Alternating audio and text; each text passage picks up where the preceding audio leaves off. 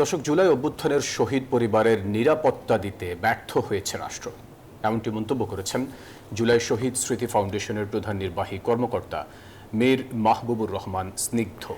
আহত জুলাই যোদ্ধারা বলছেন, নিরাপত্তা নিশ্চিত না হলে ফের রাজপথে নামবেন তারা।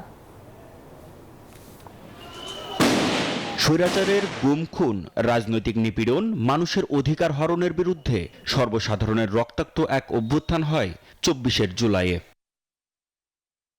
গুলিবৃষ্টির সামনে বুক চেতিয়ে প্রাণ দিয়ে ৩৬ জুলাইয়ের রক্ত সমুদ্রে পতন ঘটে স্বৈরাচার শেখ হাসিনার। ১৫০০ প্রাণ ও অর্ধলক্ষ আহতর বিনিময়ে পাওয়া নতুন বাংলাদেশে যেন বাড়ছে হতাশা, বেড়েই চলেছে খুনিদের বিচারের অপেক্ষা। সঠিক চিকিৎসার অভাবে বারবার ক্ষোভ জানাচ্ছেন আহতরা।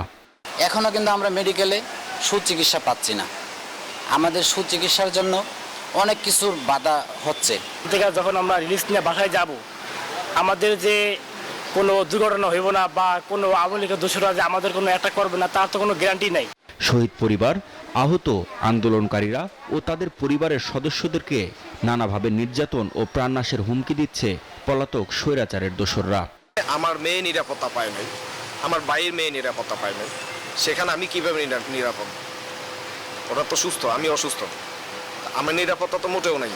শহীদ ও আহত সহযোদ্ধাদের পরিবারের নিরাপত্তা দিতে সরকারের প্রতি আহ্বান জানিয়েছেন আন্দোলনকারীরা। বড় কোনো ঘটনা ঘটে, যখন আমরা আন্দোলনে নামি, তখন আমাদের উপদেষ্টারা আমাদেরকে কি করে সান্ত্বনা দেয় যে আমরা বিচার করব, কিন্তু আমরা দেখতে পাচ্ছি যখন আমরা আন্দোলন থামাই দেই, তারপরে এই উপদেষ্টারা আর এই ব্যাপারে কোনো খোঁজ খবর রাখে না। ফাঁসি দেওয়া না পর্যন্ত আমরা এই আন্দোলন চালিয়ে যাব।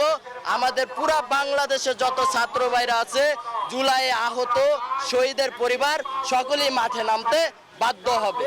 জুলাই অভ্যুত্থানের শহীদ পরিবারের নিরাপত্তা দিতে রাষ্ট্র ব্যর্থ হয়েছে দাবি করে অবিলম্বে যথাযথ ব্যবস্থা নেওয়ার দাবি জানিয়েছেন জুলাই শহীদ স্মৃতি ফাউন্ডেশনের প্রধান নির্বাহী কর্মকর্তা মীর মাহবুবুর রহমান স্নিগ্ধ। লামিয়া তার বাবার কবর জিয়ারত করতে যাওয়ার সময় ধর্ষণের শিকার হয়। এর থেকে নেক্কারজনক ঘটনা, এর থেকে লজ্জাজনক ঘটনা এই রাষ্ট্রের জন্য আর হতে পারে না। এটি আসলে রাষ্ট্রের এক ধরনের একটি ব্যর্থতা। নতুন বাংলাদেশের স্বপ্ন নিয়ে যারা স্বৈরাচারের বুলেটের সামনে বুক পেতে দিয়েছিল, শুধু তাদের পরিবার নয়, নিরাপত্তা নিশ্চিত করা হোক সবার। মাহমুদ হাসান, নিউজ 24, ঢাকা।